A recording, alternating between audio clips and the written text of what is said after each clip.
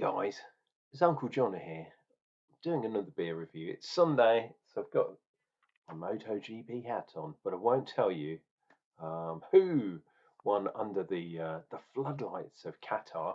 Um, Although it's quite interesting between yesterday and today. Interesting. What a difference a day makes. Anywho, we have got another beer from the southeast version of Ferment. And this is a brewery very close to my heart. I actually like them, although I tried to get hold of them and they just totally blanked me. So if you guys from Big Smoke are listening, Unclejona would really love to do some work with you, um, because I think you're fab. Right, we're doing this one, the Big Smoke Inner Flight Hazy Pale Ale. Um, and they've even gone as far to call it a Napa beer, which I think is quite cool. They're from Esher, Surrey, which is KT10 postcode, which is where I used to live. And we've got, what have we got? We've got barley, we've got wheat, we've got oats, we've got all that good stuff. It even tells us that the hops are Citra, Idaho 7, Simcoe, 5.2% on the ABV. And it's got all sorts of weird kind of things on the side of the can, which I think really cool. But then I'm prejudiced, as you understand. The reason is, I remember when this brewery opened, and it was in the shed of a pub that I used to go to a lot. It used to be a builder's pub in Surbiton. And the brewery were actually in the back of the pub for a while. They've also got pubs in Twickenham, which is where my girlfriend used to live. So there's so many connections. Oh, and the Esher pub is at a site of an old kind of bread factory or bakery, perhaps. They made cakes and all sorts of things there.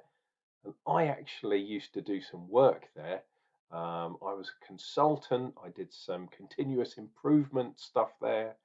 Lots of interesting stuff. So I've actually been inside the building, but not whilst it's been a brewery. They've got a tap room over there as well. And I don't live there anymore because obviously I moved down to the coast. However, I would really, really love to visit them one day. I've had a few of these beers before. Been a little bit hit or miss, I have to say. And this one I've been sitting on for a while. I think it's yep, still within its best before date, which is cool. That's next year, but it feels a little bit taut. And of late, you will have seen, dear viewer, if you have not, if this is your first video, please subscribe and look at some of the previous beer reviews that I've done, because I've had immense head. It's been ridiculous. Right, let's have a look. Just doing a pressure test to let some of the pressure off.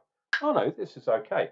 And I've changed glass as well, because I was thinking maybe I was using the wrong type of glass. I don't think I was, but you never know. So I've gone back to my tulip glass, and I'm going to pour this reasonably slow. Look at that, no head at all. Let's try and force some head on there. I need not have worried, dear viewer. But like I say, have a look at the last couple of videos. My goodness, ridiculous heads. And look, that one's not bad. Over 2 fingers, or just about 2 fingers. Look at that, loads of bubbles coming up. Got a nice amount of carbonation there, which is fantastic. It would not be a Jono video without a nice picture for the front, but you've already seen that, haven't you? Oh, lovely and zesty. Right. Look at the head, man. Pure white. Lovely, lovely carbon dioxide bubbles. Look at that. You can see them rushing up the side of the glass. And that's why I was afraid. And lovely small bubbles. There's a few bigger ones at the top. But small bubbles on the glass indicates not only have you got a clean glass, but a good amount of carbonation there too. I wouldn't say that's that hazy, to be honest. I mean, can you see? You can see sort of things through there. just about. Yeah. It's not cloudy, it's not milky, it's not like a milkshake. It's hazy, but not too hazy. Some people are calling this an IPA. It just says it's a hazy pale on the side, but it's definitely in the new style, which is interesting. I'm just looking to see if I can see. Okay, so there's a bit of, it's meant to be a bit of sweetness on this thing. So we're getting zestiness. We're getting things like grapefruit, perhaps tropical fruit.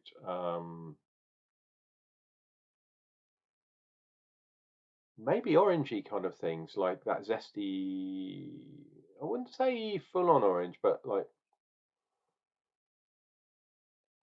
yeah, it's that thing that Simcoe does. It's kind of like an orange. It's like a juicy kind of orange, as opposed to a full on zest, a zest one. So interesting. Right, cheers and beers, guys. Oh, if you haven't subscribed, please do so down below. Click like as well. Leave a comment on this video. All that kind of good stuff. It really helps the channel out. Thank you in advance. And cheers and beers, it's Sunday.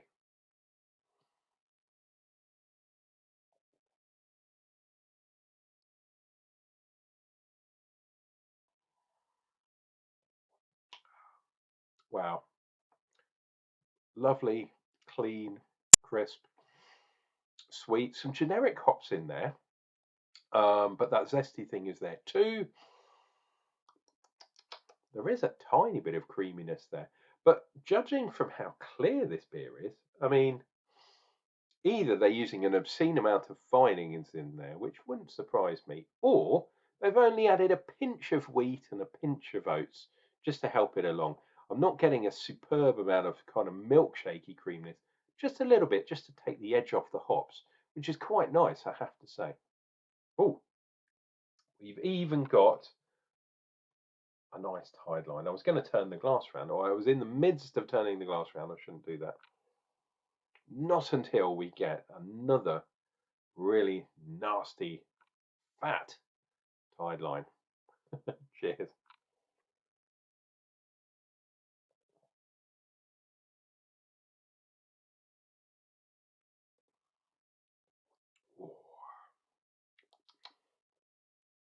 Getting some more sort of suds going round there. It's interesting. There's a touch of greenery there too. Yeah, touch of that grassy kind of thing, but Citra kind of does that. The Idaho 7, that I think, I'm pretty sure that's the hop that always gives me sort of a nutty kind of coconut thing going on, which I can also detect here. It's not full on though this time, but there's a little bit in the backbone there. It's kind of a little bit nutty, and I say in a coconut way. It's kind of that type of nut. It's not like uh, like a biscuity kind of old style bitter. Well, you can see that from the colour of this, but sometimes those give that kind of conker nut, hazely nut type thing. This is not that. This is sort of tropical nut, which for me and you is the coconut. Lovely. That head, look, it's still there. Lovely, fluffy white head. It's not really sticking to the side. I mean, it kind of is a bit there. I mean, it did at the beginning, obviously, but a nice beer. The only thing I suppose is this is not marketed as an IPA, although on my computer that I keep looking to on the side, it's in the description from Beer 52. They call it an IPA, which I don't think this is. But it's definitely a hoppy pale ale. Is it hazy or not? I don't know if it's that hazy. Maybe, descriptive wise, yes, it is hazy. Is it like a hazy, like a NEPA or a NEPA? Because don't forget, this is meant to be a pale ale instead of an IPA. So it's just giving it a little bit of a haze to it. But back in the day, I remember golden ales used to sometimes have a bit of a haze, and that's kind of what we're getting here. Really nice. The fact it's over 5% is fantastic. It doesn't taste like that at all, which is nice. Um, yeah, what I was going to say is the hops are not full on in your face. They're a bit more mellow. So, wow, pardon me. Um, well carbonated, as you can tell. Yeah, it's perhaps they've changed the name slightly because this is definitely not uh, a NEPA style beer. It's toned down, so I think maybe they've used less hops, perhaps something along those lines. But yeah, nice.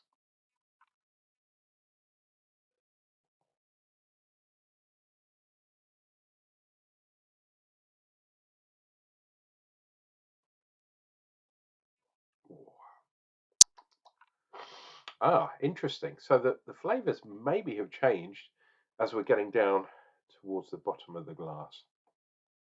I'm getting more citra. I'm getting more grass cuttings, hedgerow, that kind of greenery kind of thing. But perhaps that's because I've still got the remnants of my cold, um, but also things maybe have separated a little bit, or perhaps my taste buds, which have fired off immediately with the zestiness, have kind of fallen out or fallen down a little bit. And I'm now getting kind of greenery, which of course is the citra hops. The nuts are still there though. The nuts on the road. No, the nuts are there in the background, and yeah, it's weird. It's like green coconut. Shamold.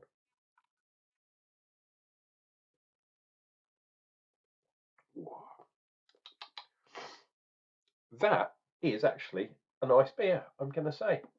I'd probably score that reasonably high, sort of 3.75, perhaps even a 4 out of 5.